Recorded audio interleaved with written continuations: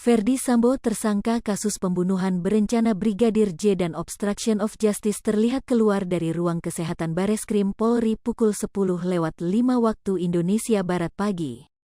Kedatangan Ferdy Sambo dan Putri Chandrawati ke Bareskrim Polri terdeteksi dari kedatangan dua kendaraan taktis Brimob yang tiba di Bareskrim Polri sekitar pukul 9.43 waktu Indonesia Barat, Rabu, tanggal 5 Oktober tahun 2022. Sejumlah anggota Brimob tampak berjaga-jaga di ruang pemeriksaan kesehatan Bareskrim Polri dan meminta jurnalis untuk tidak berada di sekitar area tersebut. Tak lama setelah tampak Ferdy Sambo dan istrinya, Putri Chandrawati keluar dari ruang pemeriksaan kesehatan pukul 10:05 waktu Indonesia Barat, mereka menuju elevator Bareskrim Polri. Setelah itu, mobil meluncur ke gedung Kejaksaan Agung. Tiba di gedung Kejagung, Ferdy Sambo dan Putri tampak dipayungi anggota Provos dan Brimob begitu keluar dari rantis Brimob. Hal itu karena cuaca gerimis. Suara protes dilontarkan awak media yang berada di lokasi tampak terdengar saat Ferdy Sambo datang. Alasannya tindakan Provos yang menggunakan jas hujan kuning disebut menghalang-halangi area tangkapan gambar media. Tak dinyana anggota Provos itu tampak mengambil payung untuk salah satu Brimob dan memayungi Ferdy Sambo.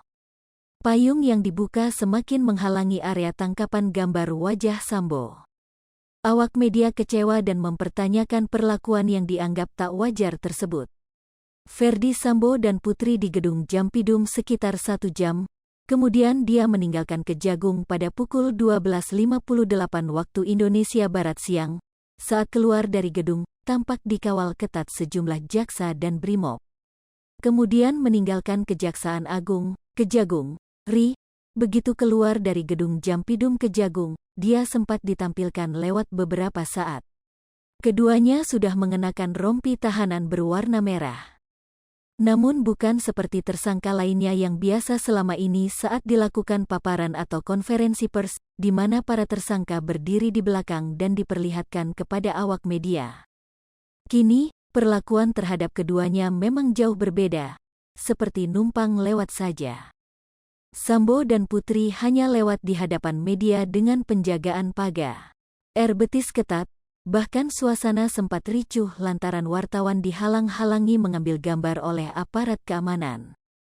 Jaksa Agung Muda Bidang Tindak Pidana Umum, Jampidum, Fadil Zumhana mengatakan, pihaknya menerima penyerahan para tersangka dan barang bukti dari Bareskrim Polri terkait kasus pembunuhan Brigadir J atau Nofriansyah Yosua Huta Barat. Fadil menjelaskan, sejumlah barang bukti yang diterima sudah dilakukan verifikasi Selasa, tanggal 4 Oktober tahun 2022, kemarin, untuk diserahkan hari ini. Namun terkait barang bukti, Fadil tidak memberikan gambaran secara rinci apa saja yang akan diterima jaksa penuntut umum dari pihak kepolisian. Selain barang bukti, jaksa penuntut umum juga menerima penyerahan para tersangka dalam kasus itu. Ada 2 berkas perkara dalam kasus kematian Brigadir J. Pertama, kasus tindak pidana pembunuhan berencana pasal 340 KUHP dengan 5 tersangka. Kedua, terkait obstruction of justice terhadap penganan kasus kematian Brigadir J dengan 7 orang tersangka. Sementara, Ferdy Sambo menjadi tersangka di 2 kasus tersebut, sehingga total tersangka yang diserahkan hari ini terkait 2 kasus tersebut adalah 11 orang. Fadil menjelaskan, para tersangka yang diserahkan kepolisian akan dilakukan penahanan agar proses persidangan bisa berjalan tanpa hambatan. Hai pemirsa Sri Popo TV, jangan lupa komen, like, dan subscribe, serta tonton terus berita-berita terupdate lainnya ya.